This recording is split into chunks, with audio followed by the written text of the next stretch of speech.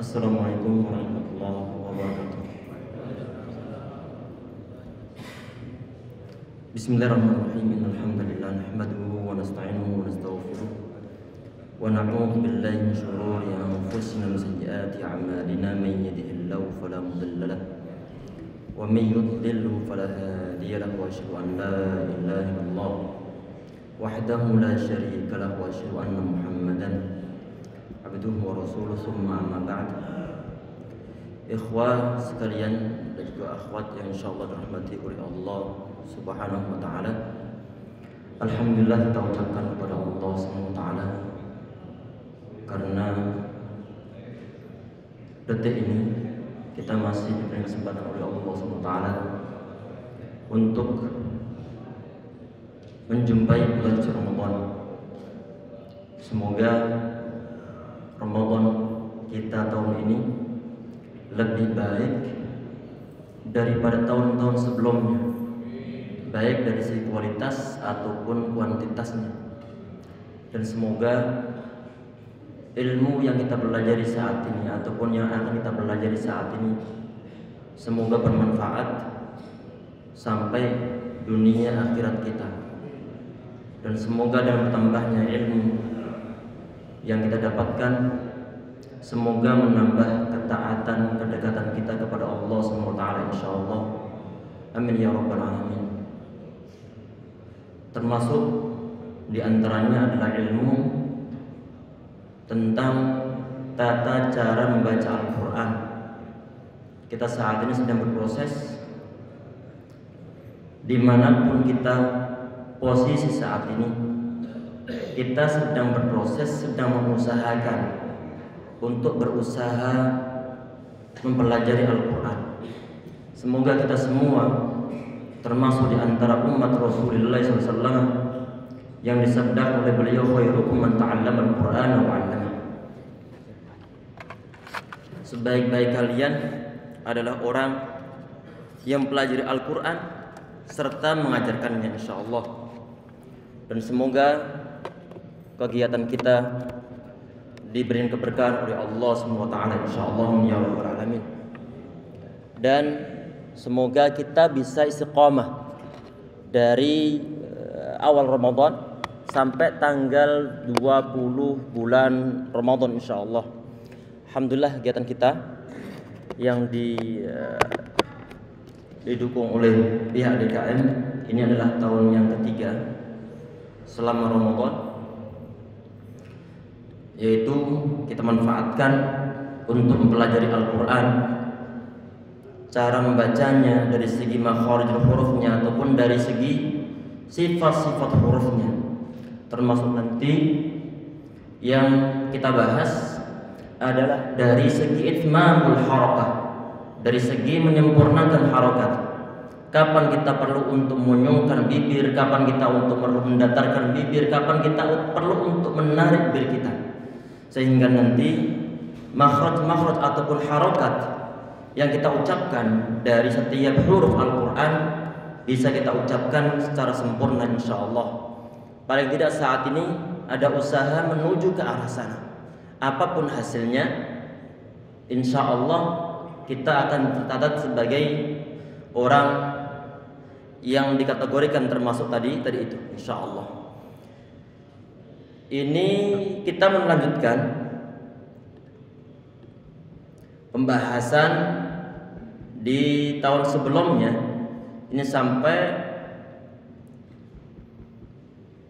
ayat yang ke-49. Ini insyaallah yang kita bahas dari ataupun dalam pagi ini.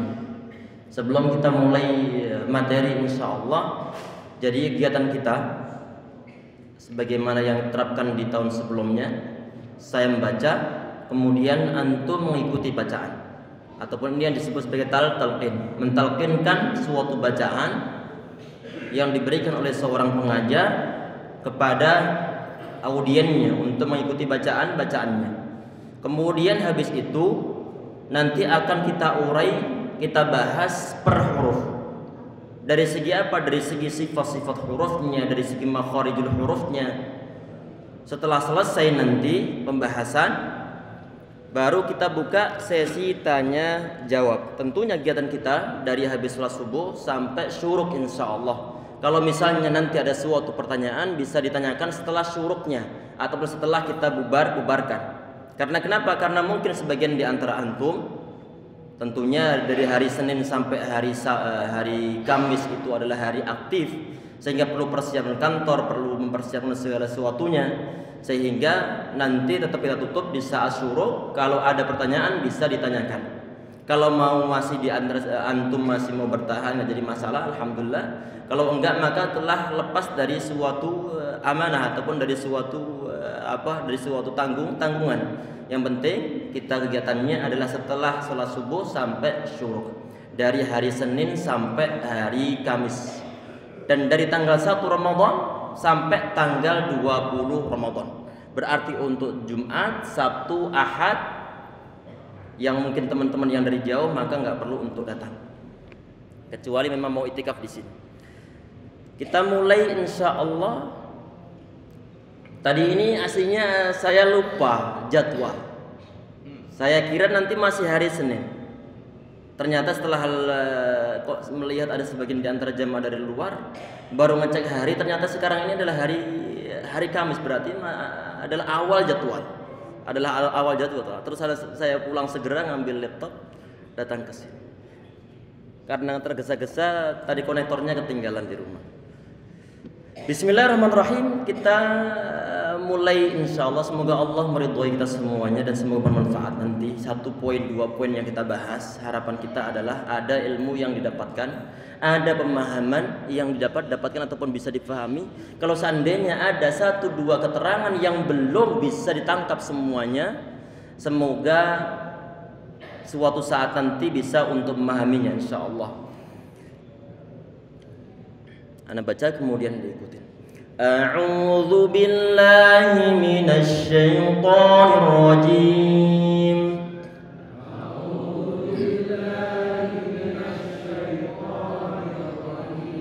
A'udzu billahi minasy syaithanir rajim.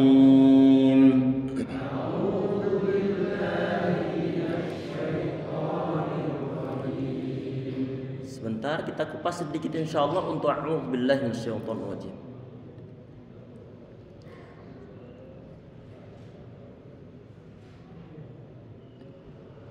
Ini sampai belum dilupain semuanya. Soalnya hari ini belum kepikiran jadwalnya ini. Sebentar.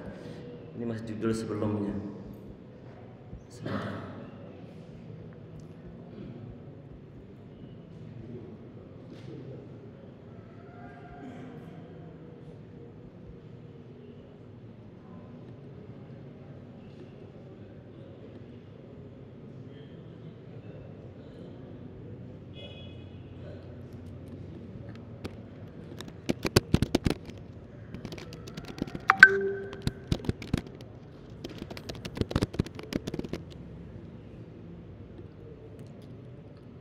Saya tuliskan dulu.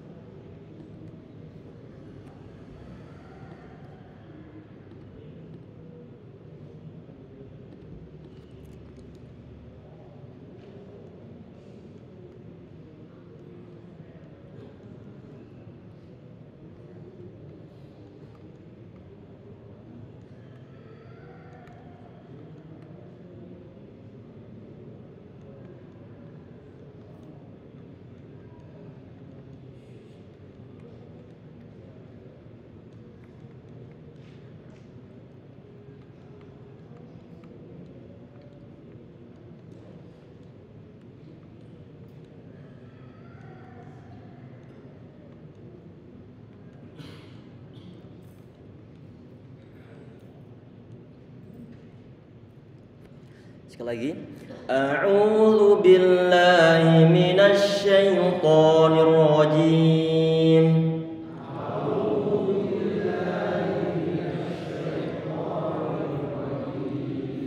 Kita perhatikan di sini ini A. A ini nggak jauh beda dengan pengucapan A-nya orang Indonesia.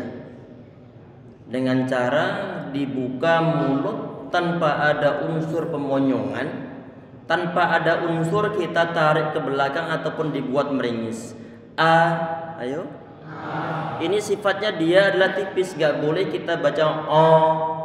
Kalau dibaca O, ini tebal ini bukan karakter huruf hamzah. Ini dia adalah hamzah. A'u, ayo. A'udzu. Sekarang kita perhatikan itu ainnya dia didommahkan. Kalau ain dia dhammah, pokoknya semua antum selalu ingat setiap ada huruf yang didommahkan biar nanti mendapatkan suatu pengucapan yang sempurna, suara u terdengar dengan jelas. Bibir ini harus dimonyongkan. Bibir harus dimonyongkan, jangan ragu-ragu untuk memonyongkan bibir di saat mengucapkan suara huruf yang didommahkan. A'u. Untuk tahu ini apakah bibir ana telah monyong ataukah tidak, telah mencucu ke depan ataukah tidak, atau mencucu. Mencucu itu mulut yang dimonyongkan, namanya mencucu bahasa kampung saya. Untuk mengetahui ini mulut saya telah maju ke depan atau tidak, maka nanti perlu misalkan begini, di antara trik yang diberikan oleh para masyayikh adalah ini jari jemari kita taruh depan bibir kita ini. Kalau nanti dia sampai terdorong ke depan, berarti sudah ada unsur pendorongan ataupun pemonyongan. Coba a'u. Kelihatan monyong, kelihatan terdorong ke depan? Kalau kelihatan berarti alhamdulillah antum telah mencapai suatu level ataupun makom, sudah berhasil untuk monyongkan dhammah. Kalau misalnya begini, a'udzu, nggak ada dorong-dorongan di sini, berarti kurang dimonyongkan. Kalau begini, a'udzu, berarti ini dhammahnya belum sempurna sehingga suara dhammah belum terdengar dengan jelas. A'udzu. Kenapa? Karena yang mestinya dhammah itu terucapkan dengan bidhammi syafatain, dengan memonyongkan bibir, tidak kita lakukan. Sehingga pastikan, ini kan istilahnya kalau kata para ulama, laisa bainahu wa baina tarkihi illa riyadatu mri'in bifaqih. Jadi orang yang pelajari tajwid itu nggak ada beda antara orang yang pelajari tajwid sama yang tidak pelajari tajwid, kecuali dengan latihan termasuk olahraga bibir kita ini ataupun lidah kita. Kapan kita monyongkan bibir, kata kita, kapan kita itu mendatarkan bibir kita, kapan kita menarik bibir kita. Sehingga perlu untuk dilatih dan sekali-kali perlu antum melihat ke cermin. Melihat ke cermin.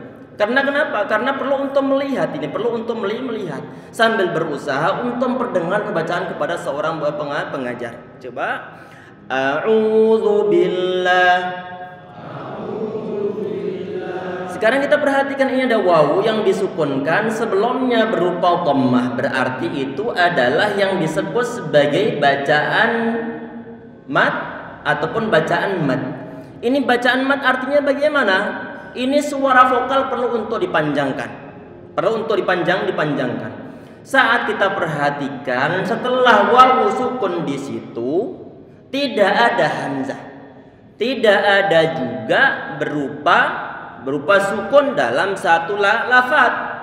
Berarti nanti kalau kita mau memanjangkan suatu bacaan, maka perlu dipanjangkan sekedar panjang yang normal.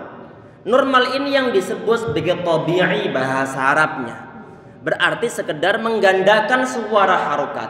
Menggandakan suara harokat. Yang sebelumnya misalnya A menjadi A. Kalau sebelumnya U menjadi U. Kalau sebelumnya I menjadi I. Berarti gandakan suara vokalnya ataupun suara harokatnya. Di sini hanya ada dua harokat untuk model bacaannya semacam yang disebut sebagai bacaan tabi'i ataupun para ahli Indonesia menggunakan suatu ukuran satu ayunan. A'u, ayo. A'udzu. Sekarang kita perhatikan huruf dzal di situ itu huruf dzal makhrajnya dia itu adalah ujung lidah ditempel ujung gigi seri bagian atas. ujung lidah ditempel ujung gigi seri bagian atas, keluarkan sedikit. Begini, perhatikan. Kita tempel dulu. Ini gigi lidah, ujung lidah kita. Tempel ujung gigi seri bagian atas. Zu, coba. Zu. Masing-masing sekarang coba perhatikan. Ini ujung lidah. Ditempel ujung gigi seri bagian atas. Mana ujung gigi seri? Yang dua ini gigi kelinci, ujung gigi seri ini. Tempel, kemudian zu. Zu. Zu. Ini makhraj ataupun tempat keluar dimiliki oleh huruf dzal, tha sama dha. Cuman nanti bedanya, walaupun toh tempat keluarnya sama, yang membedakan adalah dari segi sifat-sifatnya. Ini untuk huruf dzal, dia sifatnya tipis, nggak boleh zu, tapi zu. Kita buat tipis. A'udzu. Kalau nanti terdengar begini, a'udzu. Ini ucapan salah, jangan diikutin dulu. Kalau misalnya saya mengatakan begini, a'udzu, perhatikan suaranya. Apakah suara a'udzu sama a'udzu suaranya sama atau beda? Kenapa beda? Tadi yang ucapan pertama, ujung gigi seri ujung lidah tidak saya keluarkan, tidak saya tempelkan di ujung gigi seri bagian atas. Mestinya begini keadaannya, ataupun posisinya. Ini apa? Ini ujung gigi seri bagian atas, sedang ini adalah ini adalah ujung gigi seri bagian atas, sedang ini adalah lidahnya. Kita tempel begini. Kalau nanti lidah kita ini berada di posisi begini, maka nanti yang terdengar adalah huruf zai. A'udzu. A'udzu, na'udzu billahi min zalik. Pernah mendengar orang mengucapkan a'udzu billahi min zalik? Kenapa dengan min zalik? Karena ujung gigi seri bagian atas atau ujung lidah kita tidak ditempel ujung gigi seri bagian atas. Sehingga perlu ditempel, pastikan ujung gigi seri bagian atas kita keluarkan sedikit tanpa ditekan. A'udzu, ayo. A'udzu billahi minasy syaithanir rajim.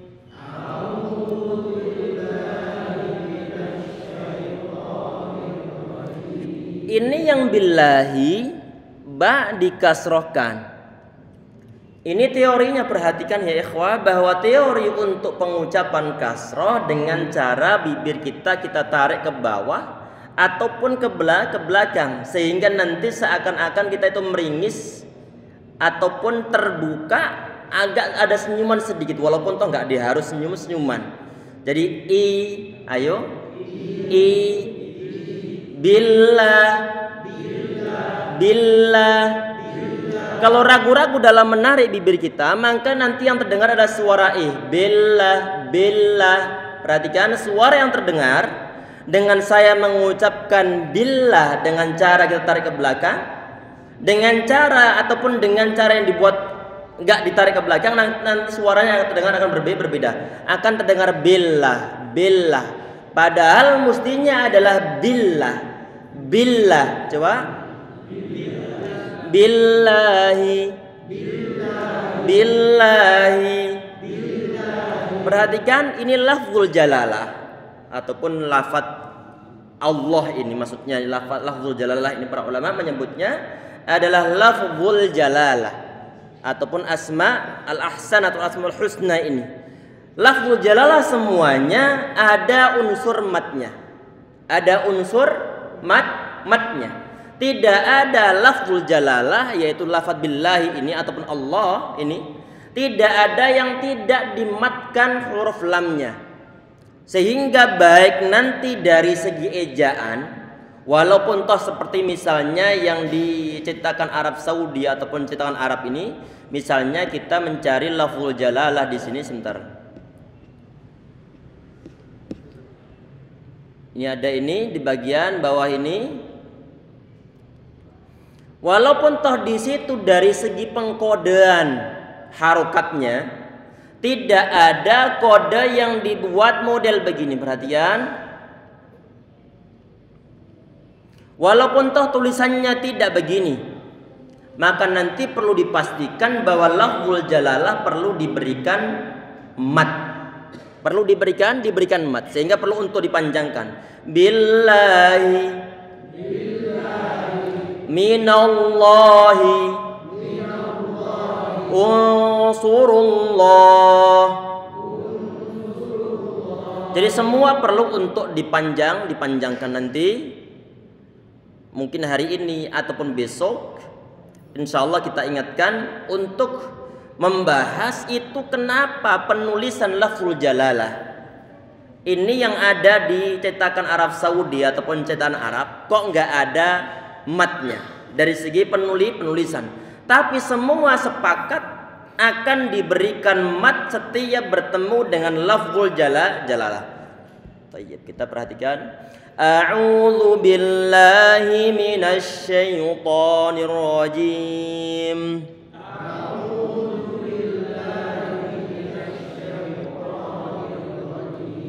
Ini huruf sin minasy syaitan. Huruf sin dia itu punya sifat tafasyi. Angin perlu untuk dibuat nyebar di mulut kita ini. Coba. Yang pernah saya sampaikan sebelumnya di tahun-tahun sebelumnya ataupun di berbagai kesempatan, untuk mendapatkan suara sin untuk latihannya, ujung pulpen antum ataupun mungkin sedotan ditaruh di bagian pojokan gigi kita, kemudian antum semburkan ataupun antum tiupkan. Yang keluar itu adalah makhraj huruf sin. Kalau nanti begini berarti itu belum dapat tuh. Belum dapat. Sehingga untuk latihannya gigi pulpen taruh di sini. Ini adalah suara ini adalah sifat tafasyi. Jelas insyaallah ya. Minasy syaithanir rajim. Kalau nanti saat antum praktek sendiri misalnya suara kok begini, berarti itu bukan huruf shin, tapi itu adalah huruf sin. Coba. Asy-syaitan,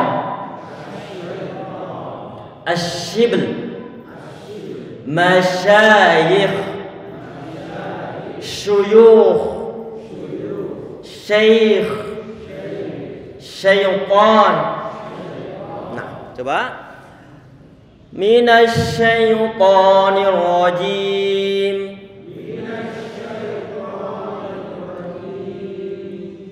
Ini huruf ta, ini diantara huruf yang tebal. Huruf ta tebal, yaitu dia punya sifat isti'la, yang pengucapannya pangkal lidah dia harus naik ke atas. Termasuk pertengahan lidah dia perlu naik ke atas ataupun ditempel ke atas untuk memberikan sifat idbaq. Ini adalah sifat huruf yang paling kuat yang dimiliki oleh huruf ta ini. Ta, coba. Ta. Jadi bukan sekedar to. Kalau to tipis to. Nah, kalau macam ini coba perhatikan. Minasyaitonir rajim. Minasyaitonir rajim. Ini tipis nih, salah pengucapannya. Minasyaitonir rajim tipis. Bedakan dengan suara to. Syaiton.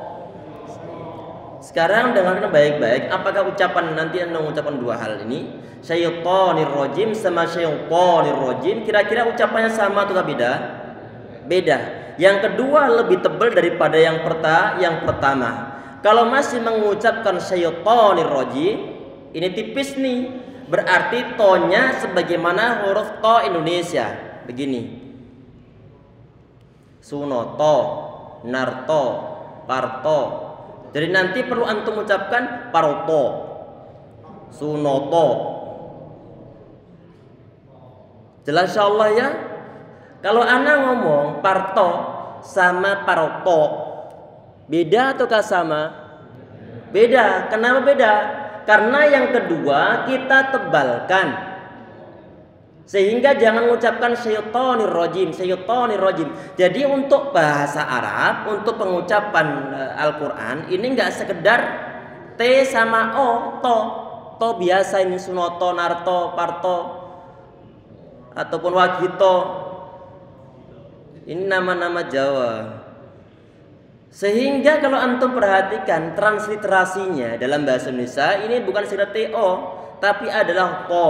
Ini kemungkinan istihadnya para ulama-ulama kita yang buat transliterasi semacam ini, kemungkinan ini adalah untuk maksud bahwa to ini bukan sekedar TO, tapi adalah perlu untuk dibuat tebal. Jelas ya? Sekarang aku ucap lagi, parto sama parto. Beda ataukah sama? Nah, yang kedua antum pakai untuk mengucap syaitan. Minasyaitonir rajim.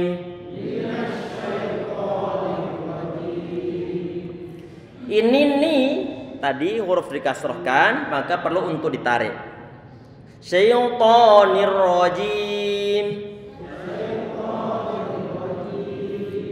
Ini ro ini nanti jangan terlalu banyak dari segi ngasih tikrarnya ataupun takrirnya. Gak boleh begini. Syaitonir rajim.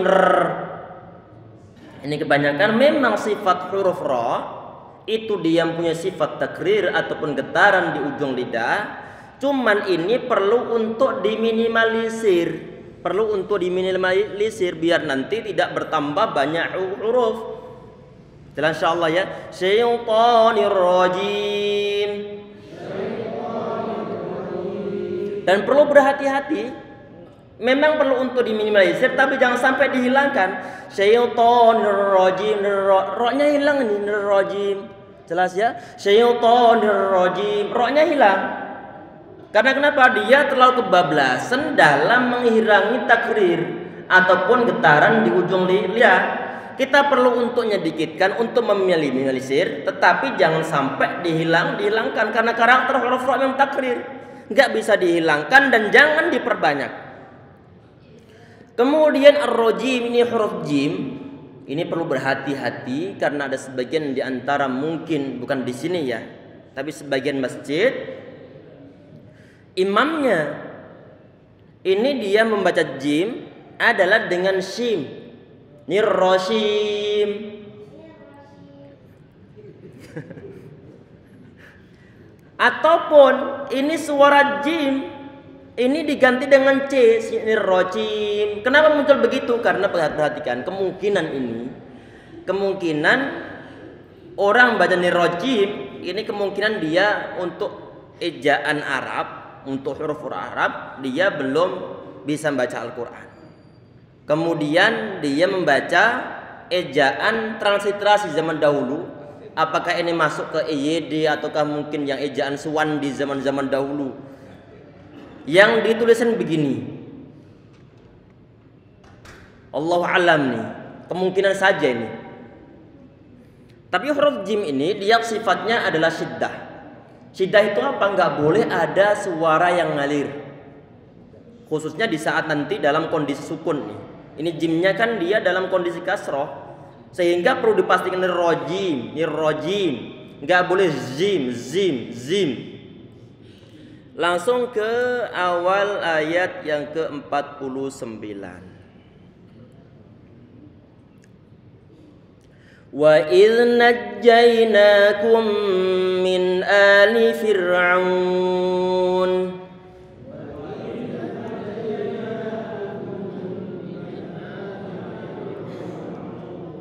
وَإِذْ نَجَّيْنَاكُمْ مِنْ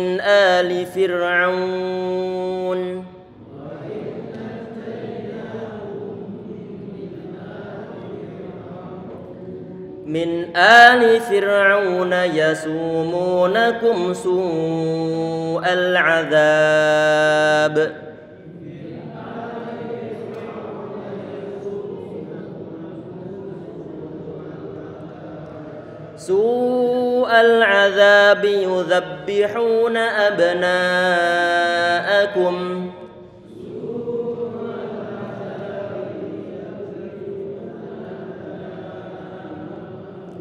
يُذَبِّحُونَ أَبْنَاءَكُمْ وَيَسْتَحْيُونَ نِسَاءَكُمْ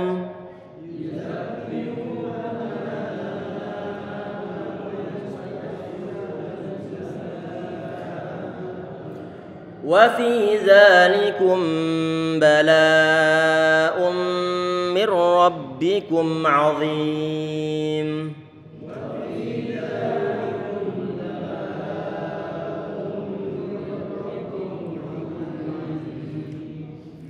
Sebelum kita lanjutkan, ini belajar ilmu syariah, baik Al-Quran, tajwidnya, qiraatnya, nahwu sarafnya, fiqih, usul fikih, mustalah hadis, ataupun yang lain sebagainya.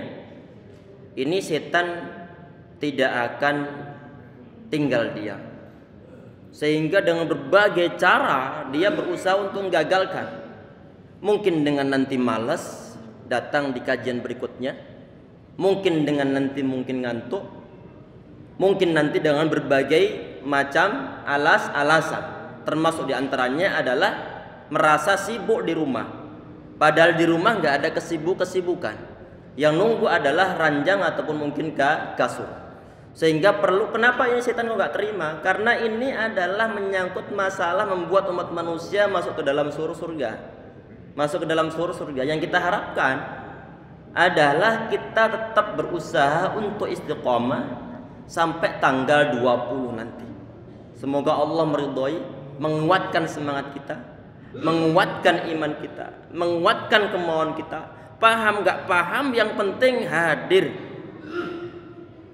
1 poin 2 poin yang bisa difahami, alhamdulillah. Sedang misalkan poinnya ada 100, ada 100 poin, yang dipahamin cuma 2, berarti rezeki yang diberikan oleh Allah Subhanahu wa taala kan termasuk rezeki ilmu yang bermanfaat, termasuk rezeki dari Allah Subhanahu wa taala. Kalau misalnya cuma 2 poin dari 100 poin, maka itu patut untuk disyukurin. Patut untuk syukurin, dan perlu terus untuk dikembangkan. Jangan sampai nanti setelah 2 poin berhasil dipahami, sedangkan yang 98 ataupun belum berhasil dipahami, kemudian merasa ini bahasanya kok terlalu berat banget. Maka perlu untuk dikuat-kuatkan. Kita perhatikan wa'il, coba wa'il. Ini wa, huruf wawu dia termasuk huruf yang punya sifat istifal. Istifal dia karakternya adalah tarqiq, muraqqaq, tipis. Sehingga kalau tipis maka jangan kita baca wa'il, wa. Coba wawu fathah wa.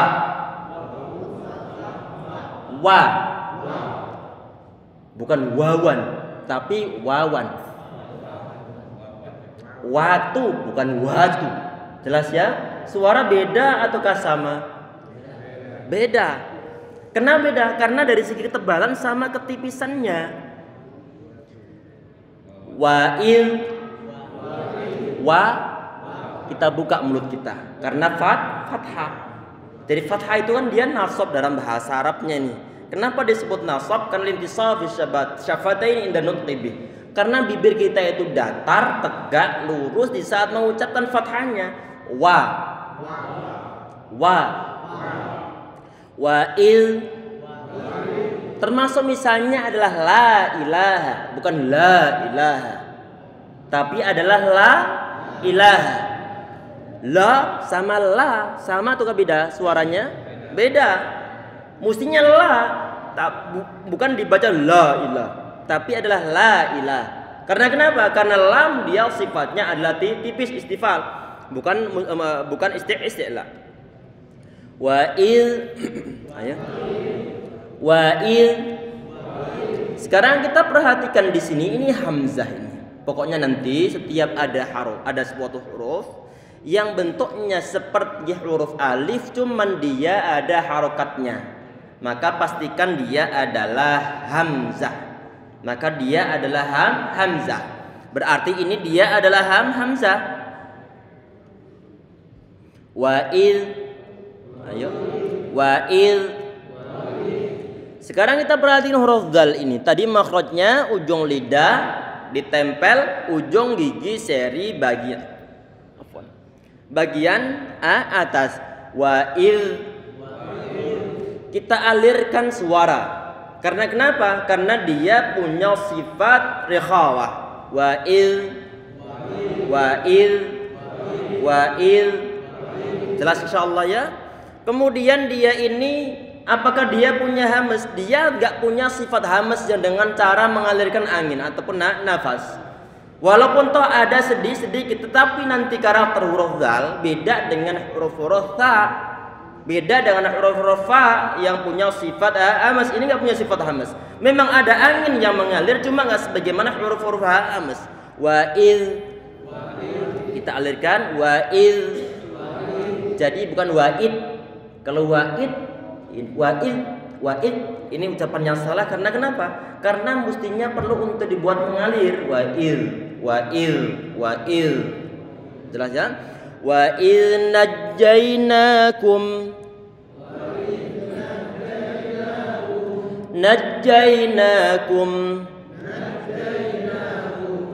Ini najja, nun dia tipis, na bukan no, tapi adalah na. Kemudian jim dia juga tipis, bertasydid di sini. Berarti dia kalau istifal berarti al-tarqiq, dan dia di istifal. Najjainakum. Ayo. Sekarang kita perhatikan inna. Penulisan untuk yang di Arab Saudi ini adalah ada kode yang dibuat berdiri. Kode dibuat berdiri. Ini sebagai kode bahwa dalam huruf tersebut itu ada unsur pemanjangannya.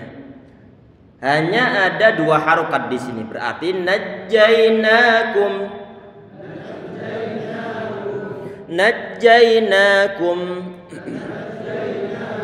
Wa idh najjainakum min ali fir'aun.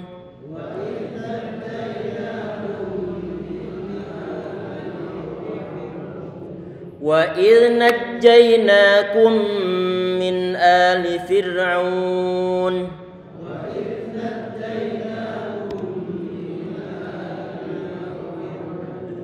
Sekarang kita perhatikan ini huruf kaf, dia didhammahkan.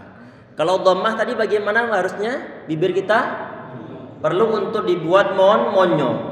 Sehingga perlu untuk kita buat monyong pada huruf kaf tersebut. Kemudian huruf memnya ini harokatnya apa? Ini mem. Coba ana hilangkan. Ini mem. Mem 2 di sini. Mem yang pertama ini harokatnya apa? Perhatikan bahwa kalau nanti antum mendapatkan ejaan untuk Al-Quran Arab ini kan ejaan Al-Quran Arab nih. Kalau antum tidak mendapatkan kode fathah, kasroh juga nggak ada, dhammah juga nggak ada, pastikan bahwa huruf tersebut dalam keadaan sukun. Dalam keadaan sukun. Ini yang sering-sering kita ulang-ulang, termasuk tahun-tahun sebelumnya. Berarti ini mem dalam kondisi sukun. Saat misalnya ditanya, itu kenapa kok nggak ada fathahnya, dhammahnya, kasrohnya kok dibilang sukun? Perhatikan, untuk melengkapi, kalau di kampung ini istilah sandangan. Sandangan ini pelengkap pakaiannya suatu huruf.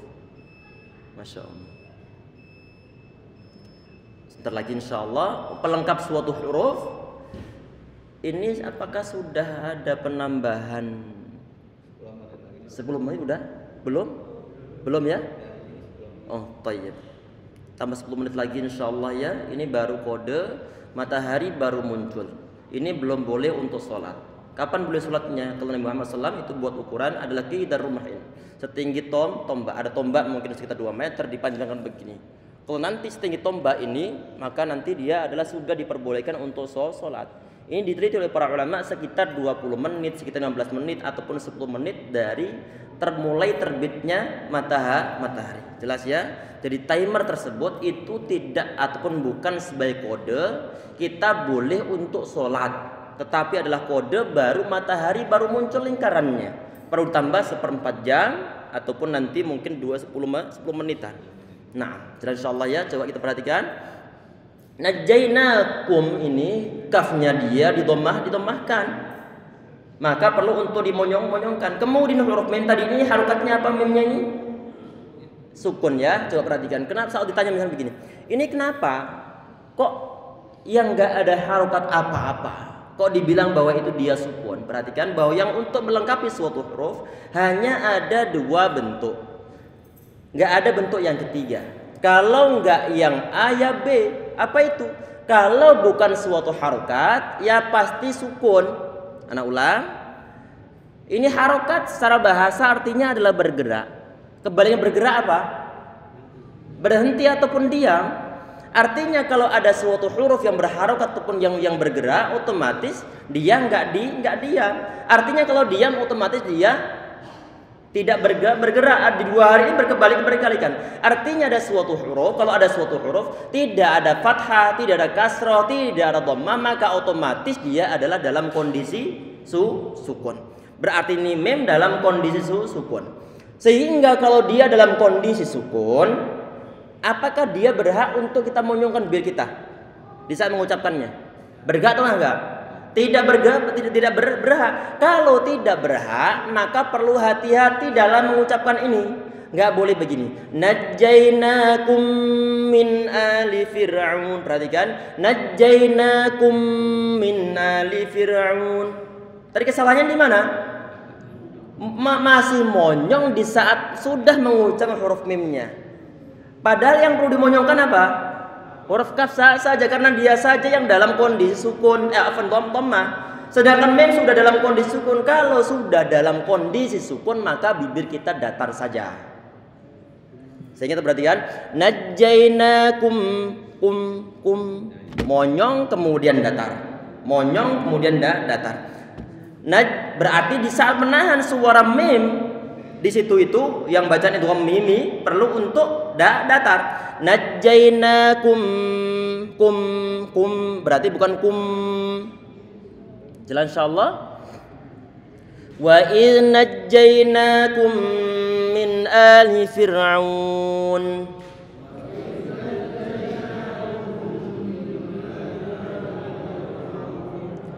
Kum, coba.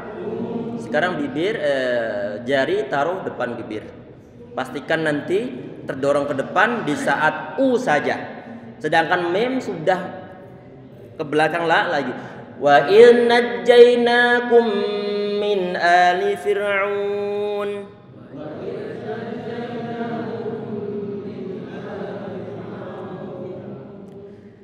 Kita tahan di bagian huruf mim yang tadi itu dia sukun bertemu dengan mim yang berharokat.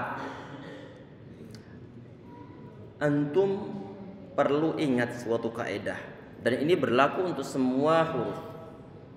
Kalau ada dua huruf yang sama ataupun yang satu makhraj, dia itu bersebelahan. Yang pertama sukun, kedua berharokat, maka perlu untuk pengidghaman. Ini mim ada berapa? Dua mim. Yang pertama sukun, kedua berharokat. Maka dalam kondisi begitu mim ini harus dilebur jadi satu. Istilahnya adalah diidghamkan sehingga menjadi satu mim yang bertasydid. Adanya tasydid pada mim yang kedua ini adalah hasil dari pengidghaman.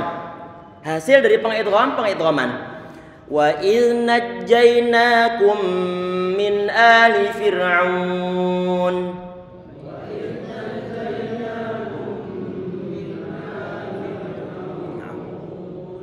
Tadi itu tahan suara. Najjainakum. Ini yang suara Coba antum sambil mengucapkan najjainakum di saat nanti antum pegang hidung antum. Wa idz najjainakum min ali fir'aun. Coba.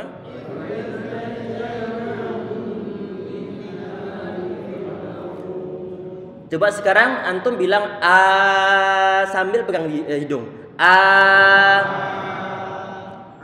Di saat mengucapkan apa yang antum merasa di hidung? Ada getaran. Getaran itulah yang disebut sebagai gunnah ataupun dengungan. Kalau a Ba. Kenapa nggak ada getarannya? Karena memang nggak ada gunnah di sana. Gunnah ini ataupun dengungan ini hanya ada pada dua huruf dan tidak ada huruf yang ketiga, yaitu mim sama nun saja. Dan sifat ini nggak mungkin bisa dihilangkan dari dua huruf ini, apapun dia kondisinya, termasuk dalam bacaan izhar. Ada dengungannya walaupun toh nggak sebagaimana bacaan gunnah. Jelas ya? Kalau satu huruf saja dia punya sifat gunnah yang mim ini termasuk diantaranya, punya sifat gunnah yang nggak bisa dihilangkan. Apalagi kalau dua huruf yang sama-sama punya sifat gunnah yang lebur jadi satu. Mim yang pertama ada gunanya atau enggak? Halo, mim yang pertama ini ada gunanya atau enggak? Ada gunanya. Mim yang kedua ada gunanya enggak? Ada gunanya karena gunnah ini nggak mungkin bisa dihilangkan dari mim sama nun. Di saat satu mim saja ataupun satu nun saja dia punya sifat gunnah, apalagi kalau sampai bertemu dua mim ataupun dua nun, otomatis gunnahnya adalah double. Oleh karena itu, untuk baca-bacaan yang semacam ini, lama penahanan suara gunnahnya. Sehingga disebut oleh para ulama tajwid dan gunnah yang akmalu ma takun. Gunnah yang paling sempurna. Karena kenapa? Karena memang lama penahanan suara gunnahnya. Sehingga ini jangan sampai lupa, pokoknya ada nun yang bertasydid, berarti nun double. Berarti gunnahnya juga double. Ataupun mim yang bertasydid pasca pengidghaman ini, maka juga perlu untuk